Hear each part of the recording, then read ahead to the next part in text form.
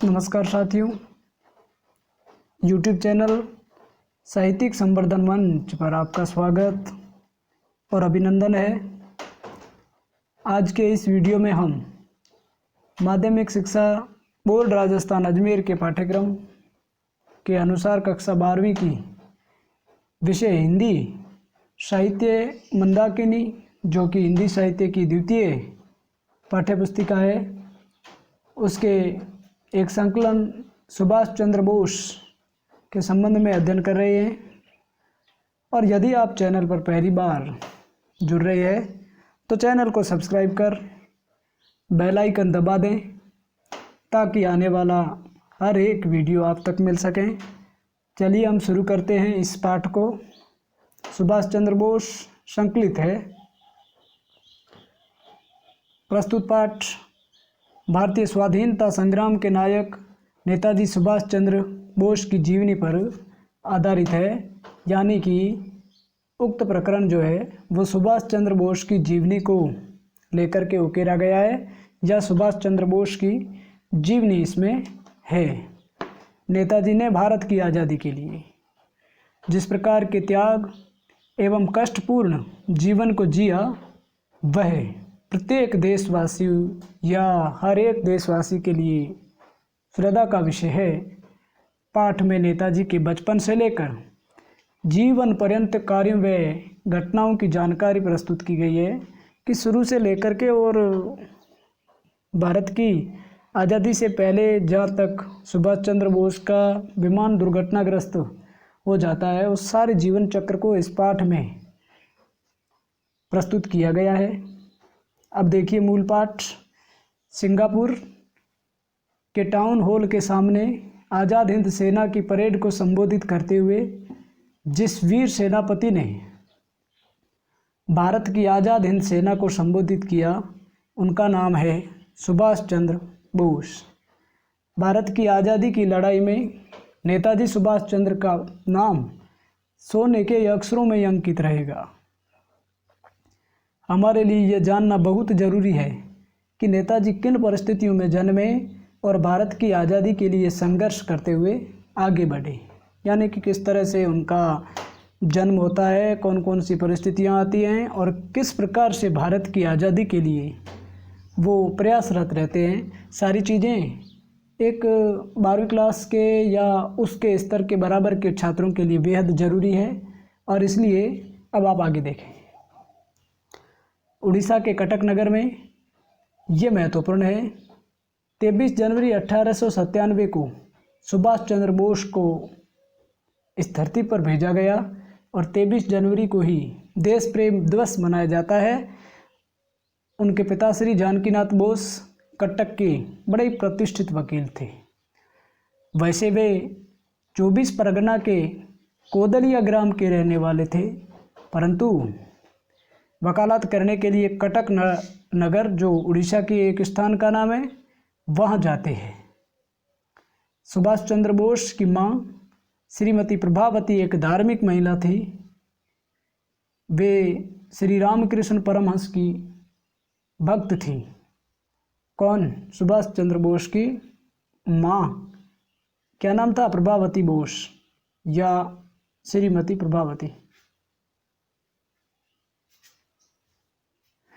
अपने बचपन का जिक्र करते हुए सुभाष बाबू ने स्वयं लिखा, हमारा घर बहुत धनवान नहीं था, लेकिन अच्छा खाता पीता उच्च मध्यम श्रेणी का परिवार था। मुझे गरीबी और अभाव का तब तक कोई अनुभव नहीं था, न मुझ में स्वार्थ, लालच और आलस्य की आदत थी। हमारे घर में फिजूल खर्ची नहीं थी। एक बड़े परिवार में जन्म लेने के कारण कई दुख होते हैं। बच्चों को जितना माँ बाप का ध्यान, प्यार और निर्देश मिलना चाहिए वह संभव नहीं हो पाते हैं। इससे व्यक्तित्व के विकास में बाधा आती है। हमारे घर में हमारे आश्रितों की संख्या भी काफ़ी थी। हम अपने नौकरों की भी इज्जत करते थे। मध्यम वर्ग या सामान्य परिवार और बहुत बड़ा परिवार जिसमें उनके नौकर चाकर, परिवार के भी खासे सदस्य, तो इस प्रकार से एक बड़ा परिवार देखने को मिलता है। 5 वर्ष की उम्र में जनवरी 1892 में सुभाष बाबू को स्कूल में भर्ती करवाया गया, क्योंकि 1897 23 जनवरी को जन्म होता है। वे इससे बहुत प्रश्न हुए, क्योंकि भाई बहनों का बराबर स्कूल जाना और उनका पीछे छूट जाना उन्हें खटकता था। लेकिन पहले ही दिन एक दुर्घटना हो गई और सुभाष बाबू को 24 घंटे आराम करना पड़ा। यह स्कूल एंग्लो इंडियन लोगों का था, जिसके प्रधान अध्यापक और प्रधान अध्यापिका मिस्टर एंड मिसेज यंग थे। इंग्लिश मीडियम या एंग्लो इंडियन जो है उन लोगों का था। सुभाष बाबू ने उस स्कूल के प्रारंभिक संस्मरण लिखते हुए कहा है कि श्रीमती यंग का भी बहुत आदर करते थे। श्री यंग बहुत कठोर थे। वहाँ पर एक मिस एस थी, जिससे उनके सभी सहपाठी और वे स्वयं घृणा करते थे। इस स्कूल में एंग्लो इंडियन और भारतीय बच्चों के बीच भेदभाव होता था कि जो एंग्लो इंडियन थे और जो भारतीय बच्चे थे, उन दोनों के बीच में एक भेदभाव की दीवार खड़ी थी। और इस भेदभाव के संबंध में बताते हुए सुभाष बाबू ने लिखा है, उस स्कूल में छात्रवृत्ति के लिए भारतीय बच्चों को प्रार्थना पत्र देने का कोई अधिकार नहीं था, यानी कि स्कॉलरशिप सिर्फ एंग्लो इंडियंस को मिलती थी, भारतीयों को नहीं। यद्यपि हम में से बहुत सारे लोग अपनी कक्षाओं में सर्वप्रथम आते थे, इसी प्रकार एंग्लो इंडियन बच्चे स्वयं सेवक दल में भर्ती हो सकते थे और अपने कंधों पर बंदूक रखकर अभ्यास के लिए जाते थे। भारतीय बच्चों और एंग्लो इंडियन बच्चों में अक्सर झगड़ा होता रहता था, क्योंकि जो एंग्लो इंडियन समुदाय के छात्र थे उनको कुछ विशेष अधिकार प्राप्त थे और भारतीय जो थे जो अपनी विशेष पात्रता रखते थे, उसके बावजूद भी उनके पास अधिकारों का अभाव था। 1908 तक सुभाष बाबू इसी स्कूल में थे। जब कलकत्ता विश्वविद्यालय में बंगला भाषा मैट्रिक, इंटर और बीए के लिए अनिवार्य कर दी गई, तो सुभाष बाबू को भारतीय स्कूल में भर्ती कराना अनिवार्य हो गया। वे अपनी कक्षा में सर्वप्रथम आते थे, यानी कि प्रज्ञाशाली या इंटेलिजेंट स्टूडेंट्स में इनकी गणना होती थी। सुभाष बाबू ने अपनी आत्मकथा में उस स्कूल के संबंध में अपने विचार व्यक्त करते हुए कहा है, यदि आज मुझे कोई कहे कि कोई भारतीय अपने बच्चे को उस स्कूल में पढ़ने के लिए भेजे, तो मैं उसे एंग्लो इंडियन स्कूल में भेजने से मना करूंगा, क्योंकि वो जातीय वैमनस्यता और भेदभाव पर आधारित थी, जहाँ पर भारतीय बच्चों में और एंग्लो इंडियन जो समुदाय है उसमें पढ़ने वाले बच्चों में बहुत बड़ा फ़र्क किया जाता था। और robin Shah collegiate school Cuttack में सुभाष बाबू ने पढ़ाई शुरू की। उनको अपनी मातृभाषा बिल्कुल भी नहीं आती थी। उन्हें सबसे पहले बंगला भाषा में गाय या घोड़े पर एक लेख लिखना पड़ा। उसकी भाषा बहुत गलत थी, अतः अध्यापक ने उनके निबंध की मजाक उड़ाते हुए पूरी कक्षा में सुनाया। उससे उन्हें बहुत नीचा देखना पड़ा। इस चोट से प्रभावित होकर उनको सकारात्मक लेकर के उन्होंने बांग्ला भाषा का इतना अध्ययन किया कि वार्षिक परीक्षा में बांग्ला भाषा में सर्वश्रेष्ठ अंक लेकर के उत्तीर्ण हो जाते हैं। जिन साथियों ने, जिन अध्यापकों ने मजाक कर दिया था, उनको भी एक प्रकार से हैरत में डाल करके सर्वप्रथम स्थान प्राप्त कर लिया। परिवार में खेलने कूदने की अधिक इजाज़त नहीं थी, अतः घर में बैठकर संस्कृत के नीति श्लोक याद करने का उन्हें बहुत शौक था। वे बागवानी भी करते थे। अपने इन दिनों का वर्णन करते हुए उन्होंने कहा है, मुझे लगता है कि मैं बहुत छुटपन में बहुत गंभीर हो गया हूँ। अब देखिए, इस घर में बैठ कर के संस्कृत के नीति के दोहे याद करना, श्लोक याद करना, बागवानी करना, ये उनका एक प्रकार से शौक रहा। इस स्कूल के प्रधान अध्यापक बाबू बेनी माधव दास ने उन्हें बहुत प्रभावित किया। सबसे ज़्यादा अगर प्रभावित किया तो बाबू बेनी माधव दास थे।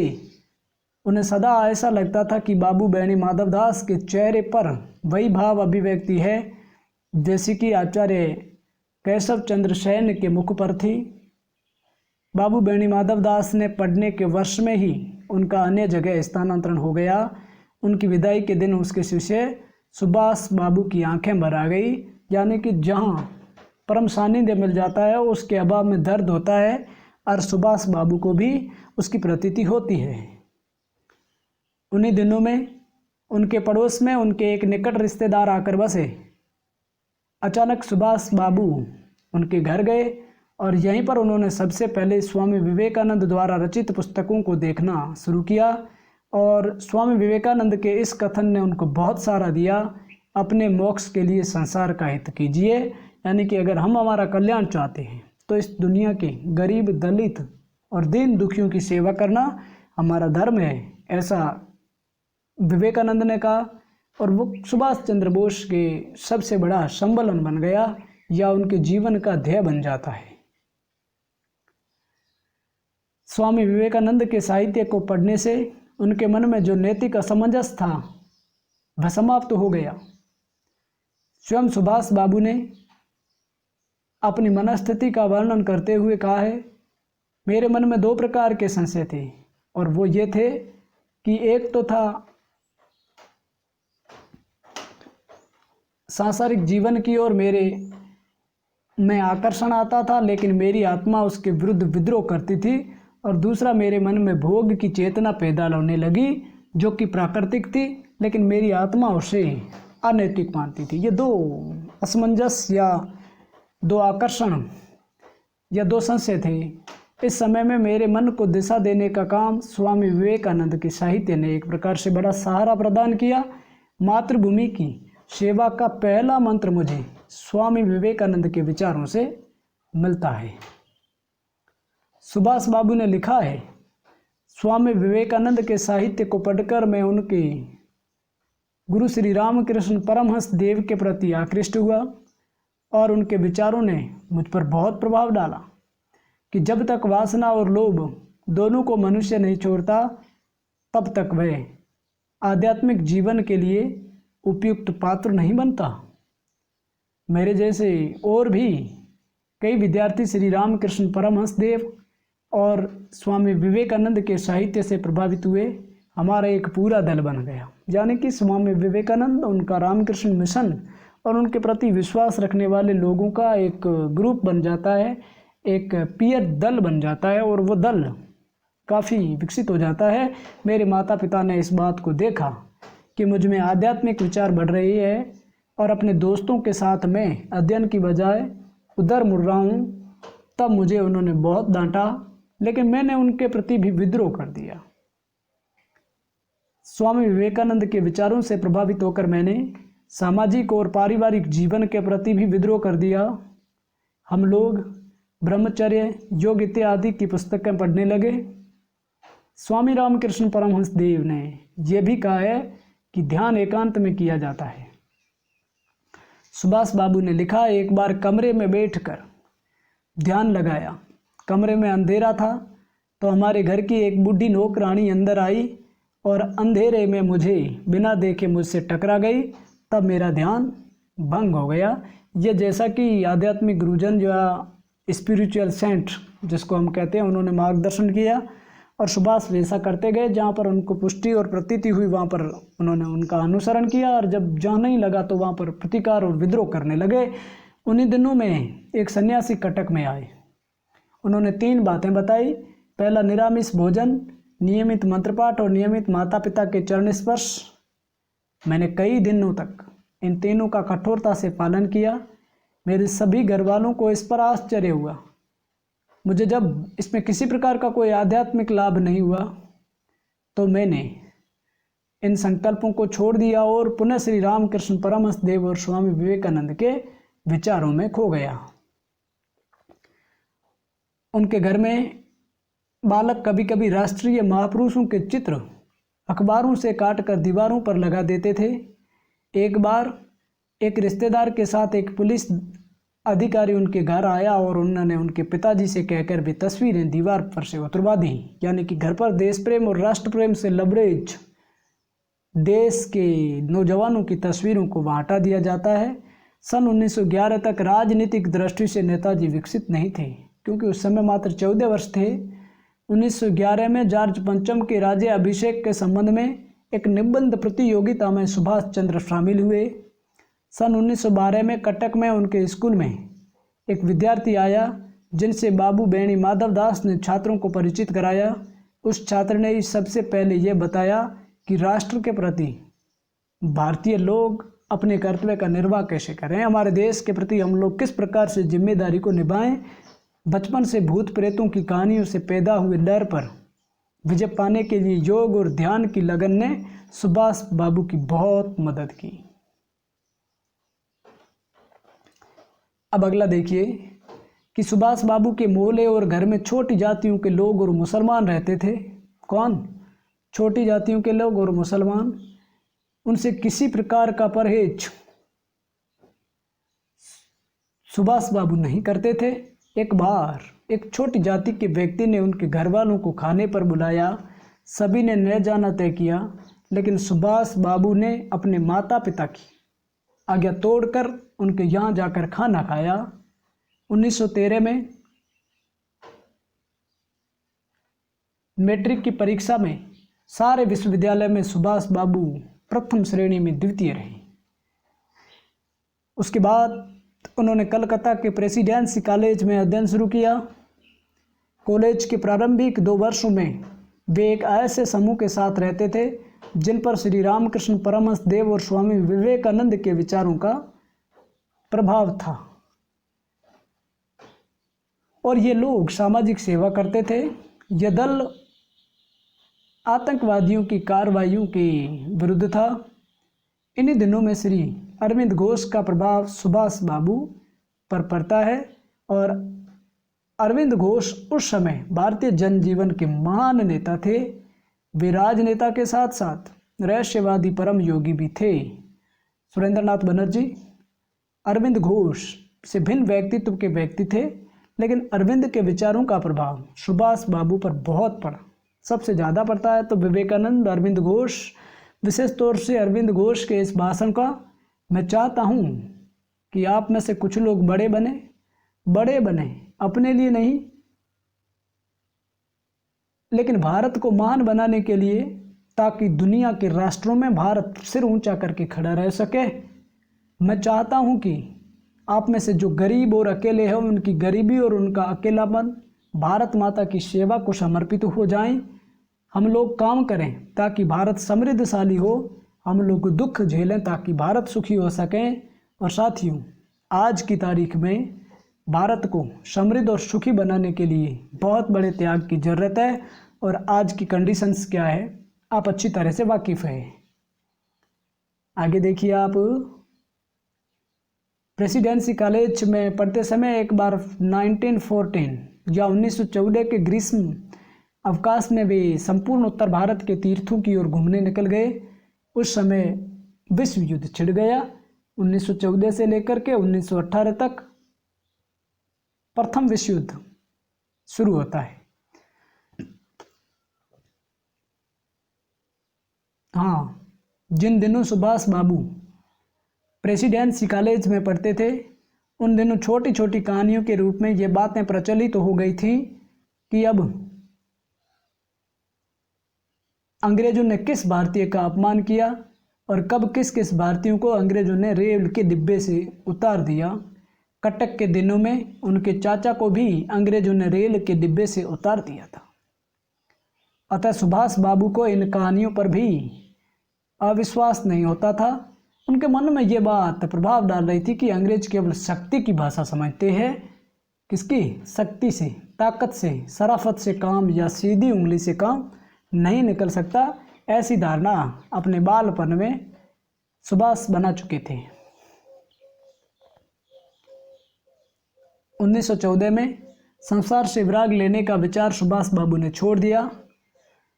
1915 में इंटर परीक्षा में सुभाष बाबू प्रथम श्रेणी में उत्तीर्ण हुए, लेकिन वे सर्वप्रथम नहीं आ सके। इसका उन्हें दुख था। सुभाष बाबू ने दर्शन शास्त्र में ऑनर्स का अध्ययन प्रारंभ किया, लेकिन 1916 की जनवरी में एक दुर्घटना हो गई। एक अंग्रेज अध्यापक श्रीमान ओ ने किसी छात्र को शारीरिक दृष्टि से क्षति पहुंचाई। वहीं पर छात्रों ने उनका विरोध किया। कॉलेज में हड़ताल हुई। प्रिंसिपल ने जुर्माना किया, लेकिन छात्र नहीं माने। आखिर श्री ओ के सम्मान और छात्रों के सम्मान के अनुरूप एक समझौता हुआ। लेकिन प्रिंसिपल ने बाद में जुर्माना माफ़ नहीं किया और छात्रों ने इसके बाद एक बार पुनः यह सुना कि श्री ओ ने किसी अन्य विद्यार्थी को पीट दिया। इस पर छात्रों ने विद्रोह कर दिया और एक बार सीढ़ियों के सामने श्री ओ को पीटा। यह सब सुभाष बाबू के सामने हो गया और उसके बाद प्रिंसिपल ने सुभाष बाबू को कॉलेज से निकाल दिया। थोड़ी सी मारपीट या घूसखोर होने से सुभाष बाबू कॉलेज से निकाल दिए जाते हैं। और फिर सर आशुतोष मुखर्जी कलकत्ता उच्च न्यायालय के जज भी थे और जो कुलपति भी थे कि कमेटी ने सुभाष बाबू और अन्य विद्यार्थियों के विरुद्ध प्रतिवेदन दिया, अतः उन्हें विश्वविद्यालय की परीक्षा में नहीं बैठने दिया गया और उन्हें जो प्रेसिडेंसी कॉलेज है वहाँ से निकाल दिया जाता है। वे कटक लौट आए। कटक में आकर उन्होंने हैजा पीड़ित लोगों की बड़ी सेवा की। उस समय की एक जनश्रुति है, यानी कि कटक में उस समय हैजा फैल गया था और उन लोगों की सेवा सुभाष और उनका दल करता है। संसार में सभी तरह के लोग होते हैं। निर्धन बस्ती में रहने वाले कुछ लोगों में ऐसा समझा कि ये अमीरों के बच्चे हमारी हंसी उड़ाने के लिए आते हैं। नगर के माने हुए गुंडे क्या नाम हैदर के साथ मिलकर उन्होंने सुभाष सहित उन सेवादार बालकों का खुलकर विरोध किया और उनके सेवा कार्य में रुकावटें डालने लगे। परंतु बालक सुभाष बचपन से ही गंभीर थे।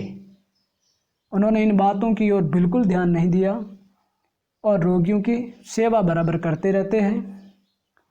इस रोग ने गुंडे हैदर के घर को भी नहीं छोड़ा।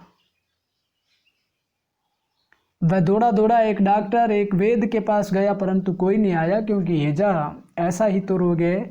वह थक कर हाँफता हाँफता अपने घर को लौटा तो क्या देखता है कि उन्हीं बालकों का दल जिनका वह विरोध करता था उस घर की सफाई में जुटा है। एक बालक रोगी को औषध दे रहा है, दूसरा उसकी सेवा में लगा हुआ है और तीसरा मीठी बातें सुनाकर उनका दिल बहला रहा है। उससे नहर आ गया। वह एक कोने में बैठ दोनों घुटनों के बीच मुंह छिपाकर फूट फूट कर रोने लगता है।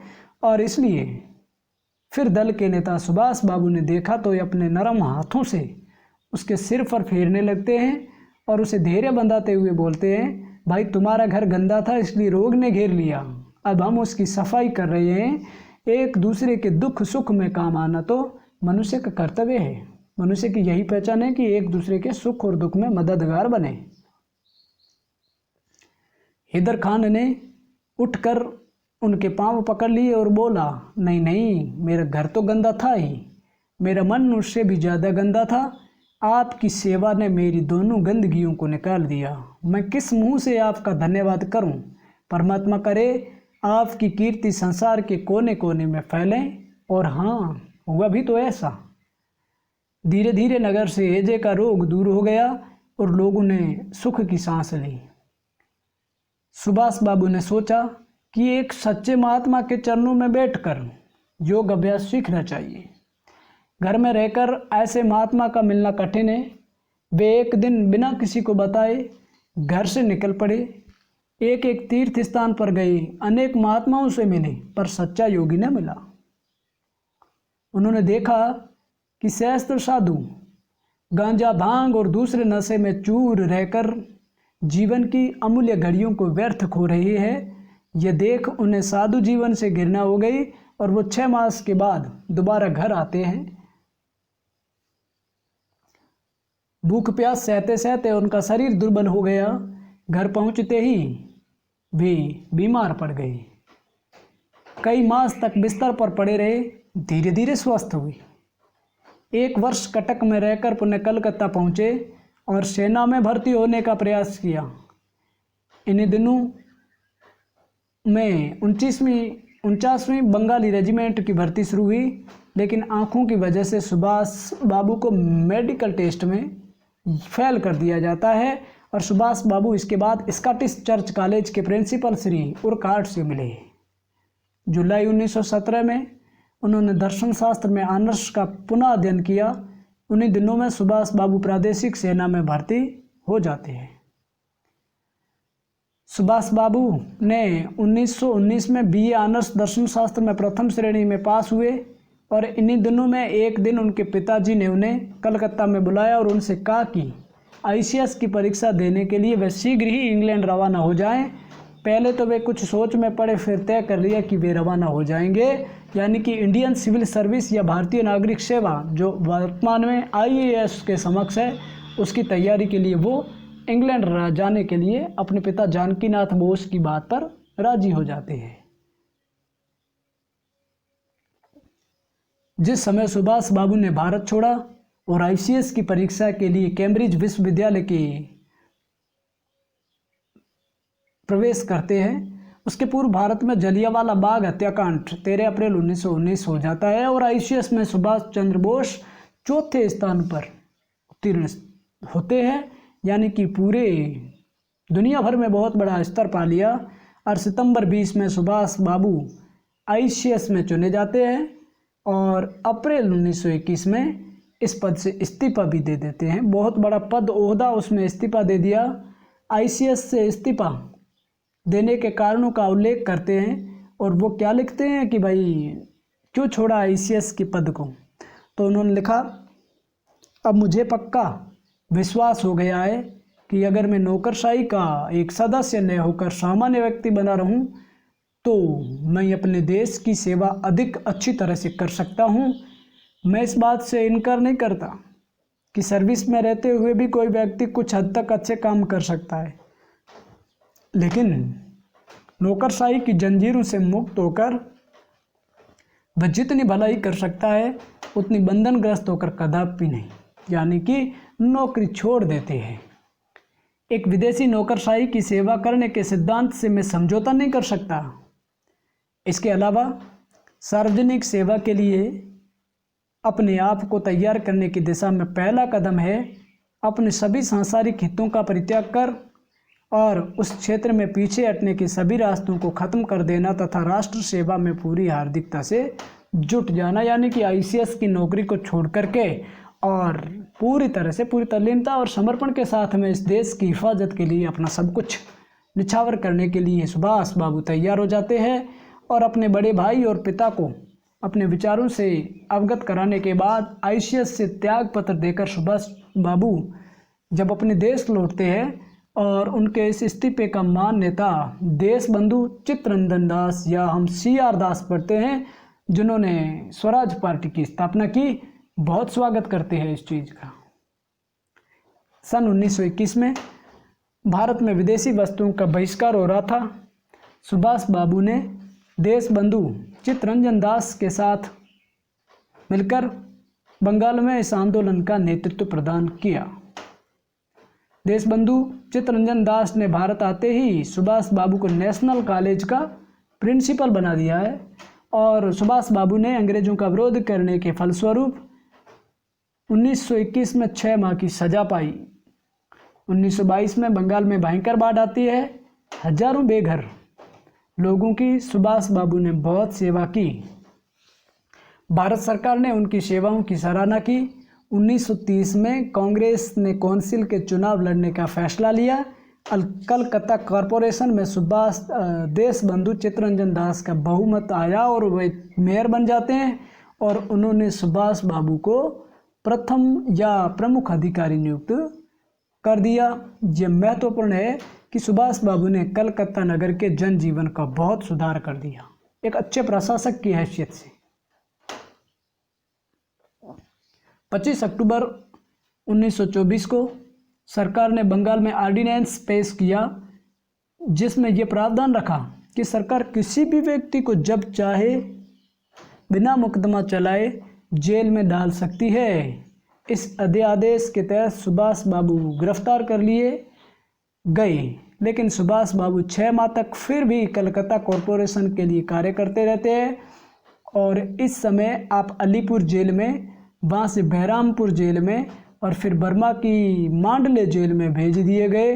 मांडले जेल के दुखों का वर्णन करते हुए सुभाष बाबू ने लिखा है, मांडले जेल किस प्रकार से थी और किस प्रकार से उनको तकलीफ यातनाएं मिलती है, उसको देखिए। एक कवि का कथन है कि मृत्यु का कोई मौसम नहीं होता। मेरे विचार से मांडले में भी धूल का कोई मौसम नहीं है, क्योंकि संसार के इस कोने में वर्षा ऋतु का तो कभी आगमन होता ही नहीं। मांडले में तो हर स्थान पर धूल ही धूल है, जहाँ तक कि वायु में धूल है, अतः सांस के साथ भी धूल फांकनी होती है। भोजन में धूल है, अतः भोजन के साथ उसे खाना होता है। आपकी मेज पर, कुर्सी और बिस्तर पर धूल है, अतः आपको उसका कोमल स्पर्श करना ही पड़ता है। जहाँ धूल की आंधियाँ आती है और दूर दूर तक के पेड़ों और पहाड़ियों को ढक देती है, यानी कि सब जगह रेत या धूल है, और उस समय आप इसके पूर्ण सौंदर्य के दर्शन कर सकते हैं।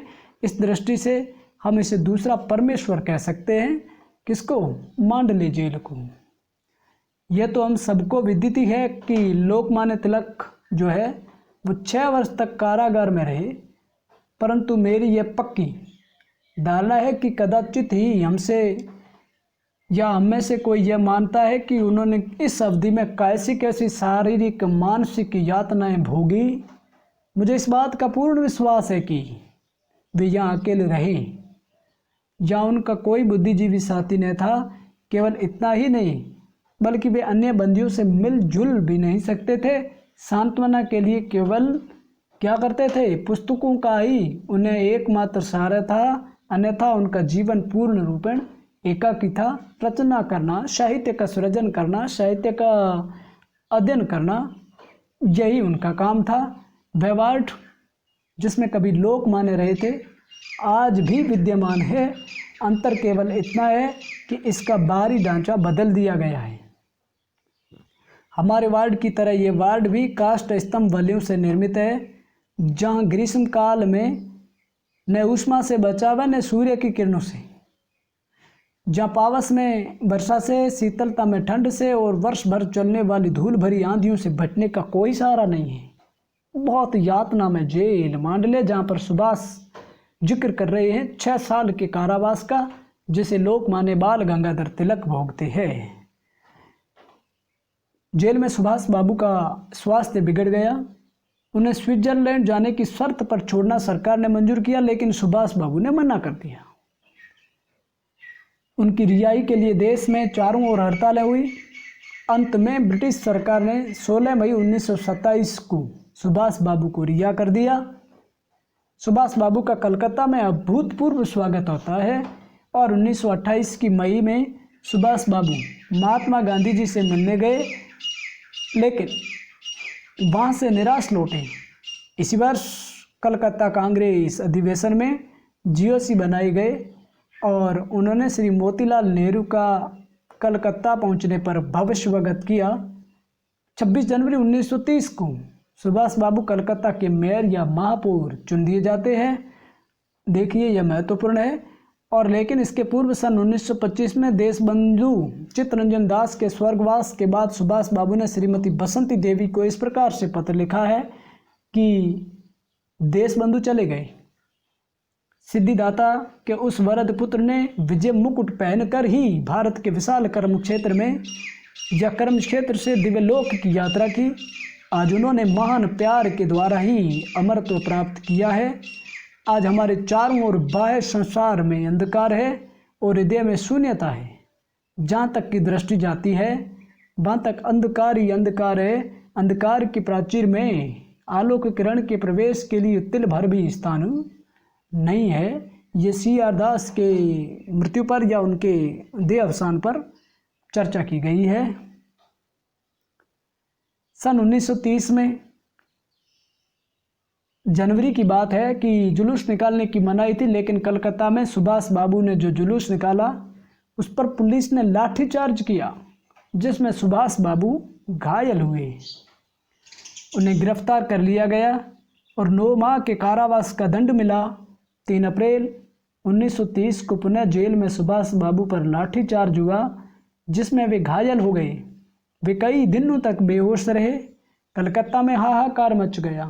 इसके लिए विरोध, विद्रोह, क्रांति, उपद्रव होते हैं। भारत भर में जनता बिगड़ उठी। 4 अप्रैल 1931 को गांधी इरविन समझौता होता है, जिसके अंतर्गत सुभाष चंद्र बोस या सुभाष बाबू जेल से मुक्त हुए, लेकिन इसके पूर्व जेल में ही वे कलकत्ता कॉरपोरेशन के मेयर बन गए। 1931 में सुभाष बाबू जब बम्बई में कांग्रेस वर्किंग कमेटी की बैठक से लौट रहे थे तो उन्हें गिरफ्तार कर लिया गया, जहां उनका स्वास्थ्य खराब हो गया। उन्हें टीबी बताई गई। 8 मार्च 1933 को ऑस्ट्रिया के वियना नगर में आपको इलाज के लिए भेजा गया और उन्हीं दिनों में श्री विठल भाई पटेल वहीं पर थे, जो सुभाष चंद्र बोस के बड़े भाई हैं, जो कि भारतीय असेंबली के प्रधान थे। विठल भाई पटेल सुभाष बाबू के विचारों से बहुत प्रभावित हुए।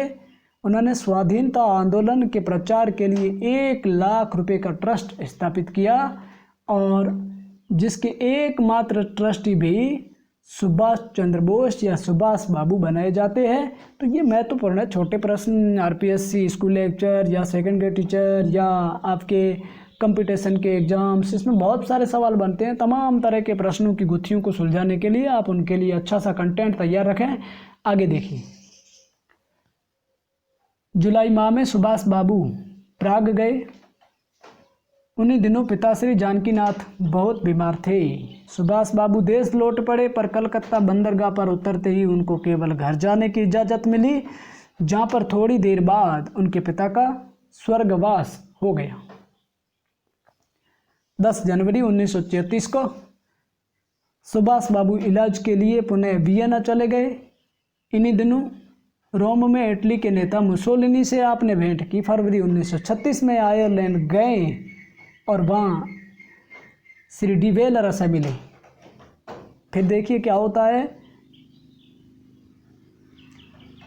अप्रैल 1936 में जैसे ही सुभाष बाबू वापस भारत लौटते हैं, उन्हें गिरफ्तार कर लिया गया। उनके समर्थन में पुणे देश में हड़तालें होने लगी। यरवडा जेल में उनका स्वास्थ्य फिर बिगड़ने लगता है। मार्च 1937 में सुभाष बाबू को फिर मुक्त कर दिया गया। तभी पुनः स्वास्थ्य लाभ के लिए वे यूरोप चले जाते हैं। अगले वर्ष हरिपुर कांग्रेस के लिए सुभाष बाबू को अध्यक्ष चुना जाता है, यानी कि 1938 की बात है। और ये कांग्रेस की स्थापना का 51 वर्ष था। 51वां वर्ष, क्योंकि कांग्रेस की स्थापना हुए 51 साल हुए थे। और 51 बैलों की जोड़ी से जुते रथ में राष्ट्रपति श्री सुभाष चंद्र बोस का जुलूस निकला। 1 वर्ष तक उन्होंने बापू के साथ मिलकर काम करने का प्रयास किया। 1939 में कांग्रेस अधिवेशन के अध्यक्ष पद के लिए सुभाष चंद्र बोस और पट्टाभी सीतारामैया में सीधा मुकाबला होता है। महात्मा गांधी ने पट्टाभी का साथ दिया, लेकिन हुआ यह कि सुभाष बाबू त्रिपुरा वाली कांग्रेस के पुनः राष्ट्रपति चुन लिए गए। जवाहरलाल नेहरू के अलावा सभी सदस्यों ने कांग्रेस कार्यकारिणी से इस्तीफा दे दिया। 106 डिग्री बुखार होने पर भी सुभाष बाबू त्रिपुरा कांग्रेस में स्ट्रेचर पर लेट कर पहुंचे। कांग्रेस के अध्यक्ष सुभाष चंद्र बोस और महात्मा गांधी के बीच मतभेद के कारण सुभाष बाबू ने कांग्रेस के जो अध्यक्ष पद होता है उनसे इस्तीफा दे दिया। फिर आप आगे देखिए।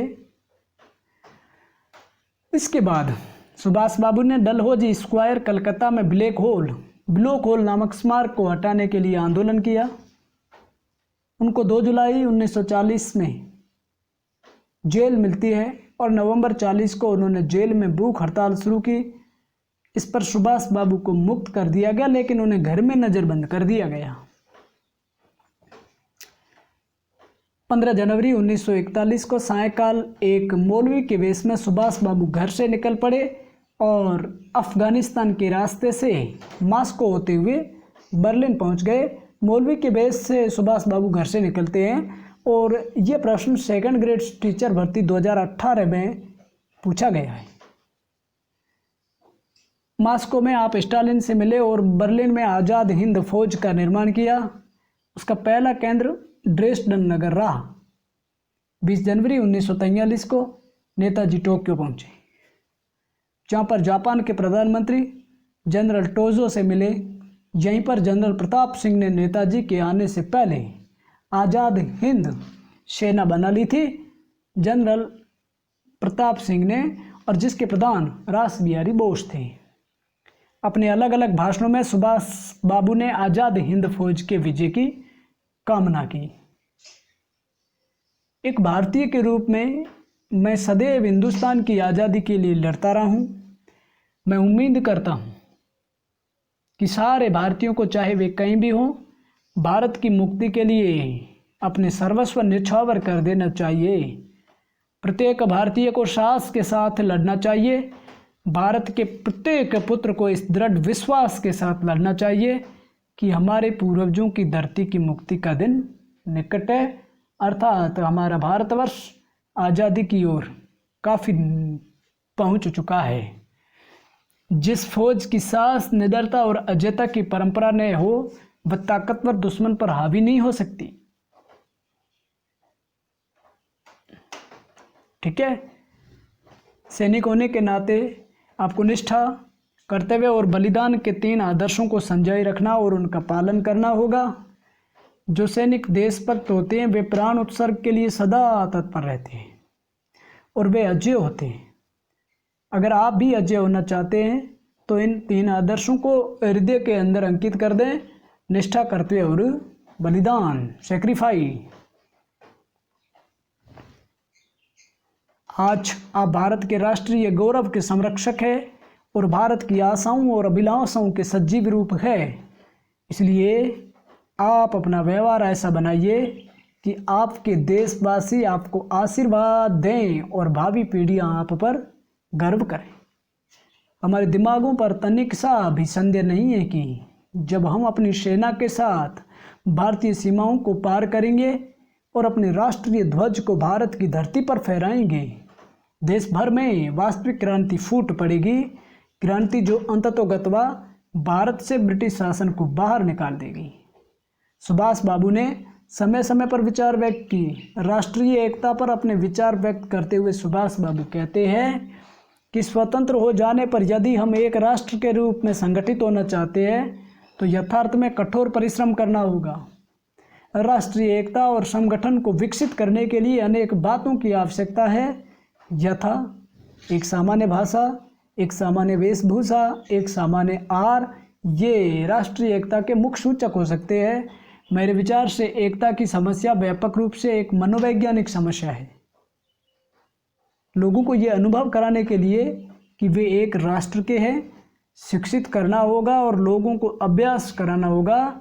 और जनसंख्या वृद्धि पर चिंता व्यक्त करते हुए सुभाष बाबू ने कहा था कि स्वतंत्र भारत में लंबी अवधि के कार्यक्रमों के संबंध में प्रथम समस्या जिसे हमें मुकाबला करना है वो है, पहली समस्या, जनसंख्या हमारी बढ़ रही है। मैं इस सैद्धांतिक प्रश्न की ओर नहीं जाना चाहता कि भारत में जनसंख्या अधिक है अथवा नहीं। मैं तो मात्र यह संकेत करना चाहता हूँ कि जहाँ गरीबी, भूख, बीमारियाँ धरती को शिकार कर रही हो, वहाँ में 1 दशक में 3 करोड़ जनसंख्या वृद्धि है, उसको स्वीकार करने में समर्थ नहीं है। यानी कि जनसंख्या इतनी नहीं होनी चाहिए कि गरीबी फैल जाए, महामारी और भूखमरी फैल जाए। और फिर भारतीय नारी के सामर्थ्य पर उन्होंने बताया है, क्या बताया है कि मैं भारतीय नारी की सामर्थ्य से भली भांति परिचित हूँ। इसलिए मैं निश्चित रूप से यह कह सकता हूँ कि ऐसा कोई कार्य नहीं है जिसे हमारी नारियाँ नहीं कर सकती हों, और कोई बलिदान अथवा कष्ट ऐसा नहीं है जिसे वह सहन नहीं कर सके। मैं वीर भारतीय नारियों की ऐसी टुकड़ी चाहता हूँ जो मृत्यु से जूझने वाली रेजिमेंट बनाएं और जो उस तलवार को उठाएं जो कि 1857 के प्रथम भारतीय स्वतंत्रता संग्राम में झांसी की रानी लक्ष्मीबाई ने उठाई थी। और उन्होंने युवकों, छात्रों को जागृत करते हुए संदेश दिया है। विद्यार्थियों के लिए क्या कहा है कि प्रत्येक छात्र को एक शक्तिशाली और स्वस्थ शरीर, सुदृढ़ चरित्र और आवश्यक सूचनाओं एवं स्वस्थ गतिशील विचारों से परिपूर्ण मस्तिष्क अपेक्षित है। और जिसका ऐसा मस्तिष्क है, ये अधिकारियों द्वारा किए गए प्रबंध स्वास्थ्य, चरित्र और बुद्धि के सही प्रस्फुटन में सहायक नहीं होते, तो आपको वे सुविधाएं उपलब्ध करानी चाहिए जो इस प्रस्फुटन को सुनिश्चित कर सकें। और यदि अधिकारी इस दिशा में आपके प्रयत्नों का स्वागत करें तो और भी अच्छी बात है, किंतु यदि वे इस ओर ध्यान नहीं देते तो उन्हें छोड़ दो और अपने रास्ते जाओ। आगे देखिए आप, आपका जीवन आपका अपना है और इसके लिए विकास का उत्तरदायित्व दूसरों से ज़्यादा आपके ऊपर है। विद्यार्थियों को राजनीति में भाग लेने के लिए भी उन्होंने प्रेरित किया है कि स्टूडेंट लाइफ में भी पॉलिटिशियन बनने का प्रयास करें। और क्या कहा, मैं नहीं समझ पाता हूँ कि राजनीति में भाग लेने पर विशेष पाबंदी क्यों लगाई जाए, जबकि सामान्य तौर से राष्ट्र कार्य में भाग लेने के लिए कोई पाबंदी नहीं लगाई जाती। सारे राष्ट्र कार्य पर पाबंदी की बात तो मेरे समझ में आती है कि तुम मात्र राजनीतिक कार्य पर पाबंदी निरर्थक है। एक पराधीन देश में यदि समस्याएं मूलतः राजनीतिक समस्याएं हैं तो सारे क्रियाकलाप भी वास्तव में राजनीतिक ही है। किसी भी स्वाधीन देश में राजनीति में भाग लेने के लिए प्रेरित किया जाता है क्योंकि विद्यार्थियों में से ही राजनीतिक विचारक और राजनीति के उत्पन्न होते हैं, जो अपने स्टूडेंट लाइफ से जिन्होंने भी अपने लिए फोरम तैयार कर दिया, मंच तैयार किया, ठीक उसी प्रकार से आने वाला उनका फ्यूचर भी बनता है। और जापान ने दूसरे विश्व युद्ध में जब बर्मा पर आक्रमण किया और रंगून में भारतीयों को जेल में डाल दिया, तब नेताजी ने जापान से समझौता किया। जापान ने जीते हुए 2 द्वीप आज़ाद हिंद सरकार को सौंप दिए। आज़ाद हिंद सेना की 5 जुलाई 1943 को सिंगापुर के टाउन हॉल के सामने विशाल परेड हुई, जहां नेताजी सुभाष चंद्र बोस ने भारत की पूर्ण स्वतंत्रता की घोषणा कर दी। कहाँ और कब? 5 जुलाई 1943 को सिंगापुर के टाउन हॉल के सामने। 24 अक्टूबर 1943 को नेताजी ने इंग्लैंड और अमेरिका के विरुद्ध युद्ध की घोषणा कर दी है। लोगों ने हजारों की संख्या में रक्त के हस्ताक्षर कर प्रतिज्ञा पत्र पर नेताजी को भेंट किया जाता है। 7 जनवरी 1944 को आज़ाद हिंद सरकार का कार्यालय सिंगापुर से रंगून पहुंच जाता है। यहीं पर नेताजी ने बहादुर शाह जफर की कब्र पर फूल चढ़ाए। फरवरी 4, 1944 को मातृभूमि की स्वतंत्रता के लिए आज़ाद हिंद सेना ने कूच किया। आज़ाद हिंद सेना कोहिमा पहुंच गई। सैनिकों ने मातृभूमि को जमीन पर लेटकर प्रणाम किया। इस बीच विश्व युद्ध में जापान ने हथियार डाल दिए। तब सुभाष बाबू ने भी रंगून से बैंकॉक चले जाते हैं। 18 अगस्त को एक विमान या वायुयान दुर्घटना में नेताजी का शरीर आग से झुलस जाता है, ऐसा बताया जाता है जापान रेडियो ने। किसने? जापान रेडियो ने 23 अगस्त 1945 को ये शोक समाचार प्रसारित किया। सारे भारत में शोक की लहर दौड़ गई। अपने महान नेता श्री सुभाष चंद्र बोस के प्रति सारा राष्ट्र कृतज्ञ है। इस प्रकार से सुभाष चंद्र बोस, तुम मुझे खून दो, मैं तुझे आज़ादी दूंगा, संकलन पूरा होता है।